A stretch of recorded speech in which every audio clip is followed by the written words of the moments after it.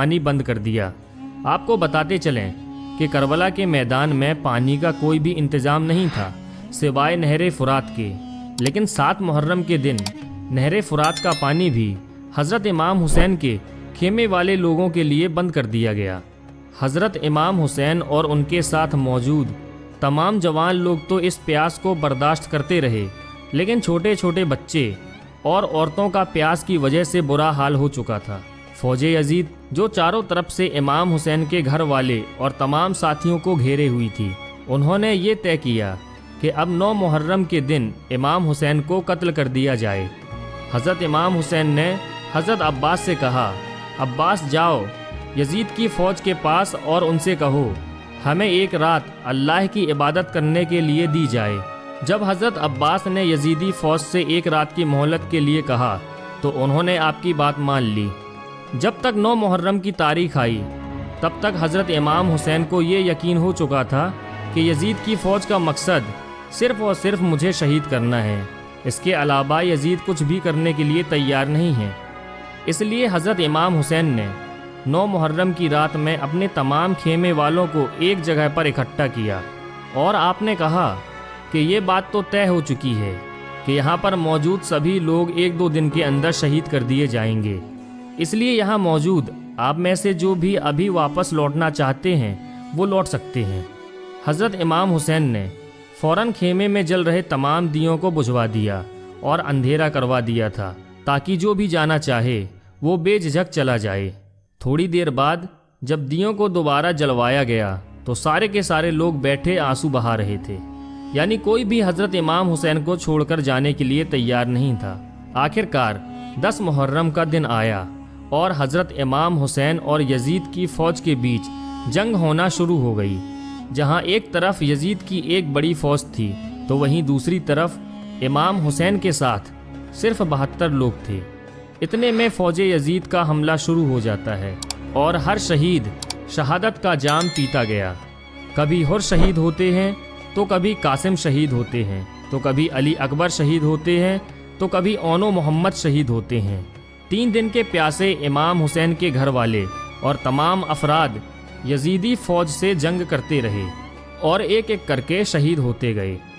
حضرت عباس علمبردار سے حضرت امام حسین کے 6 مہینے کے بیٹے علی اصغر کی پیاس نہیں دیکھی گئی۔ آپ نے ایک مشکیزہ لیا اور گھوڑے پر سوار ہو کر نہر فرات کے کنارے پہنچ گئے، اور آپ نے ایک مشکیزہ بھر لیا، لیکن جب آپ پانی لے کر واپس لوٹنے لگے تو یزیدی فوج نے آپ کے اوپر لگاتار تیر برسانا شروع کر دیا تھا۔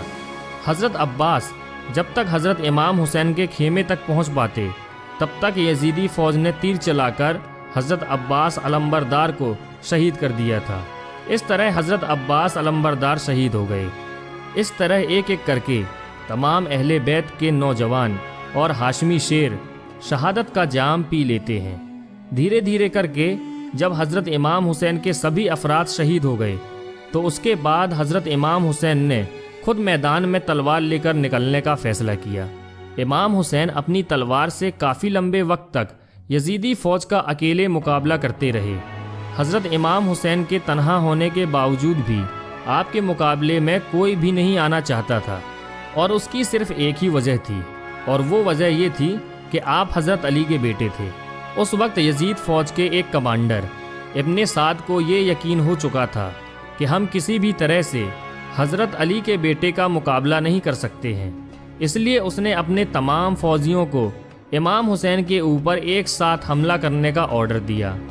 تمام لوگ حضرت امام حسین پر ایک ساتھ مل کر حملہ کر رہے تھے، لیکن اس کے باوجود بھی امام حسین لگاتار یہ ثابت کر رہے تھے کہ باطل چاہے تعداد میں کتنا بھی ہو، لیکن وہ حق اور سچ کے مقابلے میں بالکل بھی ٹک نہیں سکتا۔ جب حسینیت اور یزیدیت کے بیچ بڑی ہی خطرناک جنگ چل رہی تھی کہ اسی بیچ میں اچانک سے نماز عصر کا وقت ہو گیا۔ حضرت امام حسین نے ایسے مشکل وقت اور ایسی زخمی حالت میں بھی عصر کی نماز پڑھنے کا ارادہ کیا۔ آپ نے جیسے ہی نماز پڑھنا شروع کیا، یزیدی فوج کو وہ موقع مل گیا جس کا وہ لوگ ایک لمبے وقت سے انتظار کر رہے تھے، یعنی جیسے ہی حضرت امام حسین سجدے میں گئے، شمر جل جوشن نے آپ کی گردن پر تلوار چلا کر آپ کے سر کو जिस्म से जुदा कर दिया। हज़रत इमाम हुसैन की शहादत के बाद यजीदियों ने आपके सर मुबारक को नेज़े पे रख कर पूरे कूफा में घुमाया था। आपके सर मुबारक को गली गली में घुमाकर जुलूस निकाला गया था। करबला की इस जंग में हज़रत इमाम हुसैन के घर वालों में से सिर्फ आपकी एक औलाद ही बच सकी थी, जिनका नाम हज़रत ज़ैनुल आबदीन था। इसके अलावा हज़रत इमाम हुसैन के घर की तमाम औरतों को कैदी बनाकर कूफा लाया गया था। भले ही उस दिन इमाम हुसैन को शहीद कर दिया गया था, लेकिन आज भी हज़रत इमाम हुसैन पूरी दुनिया में क़यामत तक के लिए ज़िंदा हैं। यजीद डूब गया शाम के अंधेरों में, हुसैन चमके हैं दुनिया में रोशनी की तरह। दोस्तों, अगर आपको ये वीडियो पसंद आई हो तो वीडियो को लाइक करें, अपने दोस्तों के साथ शेयर करें और ऐसे ही वीडियोस पाने के लिए हमारे चैनल को सब्सक्राइब कर दें। दोस्तों, मिलते हैं एक और नेक्स्ट वीडियो के साथ। जब तक के लिए अपना और गिरदो नवाह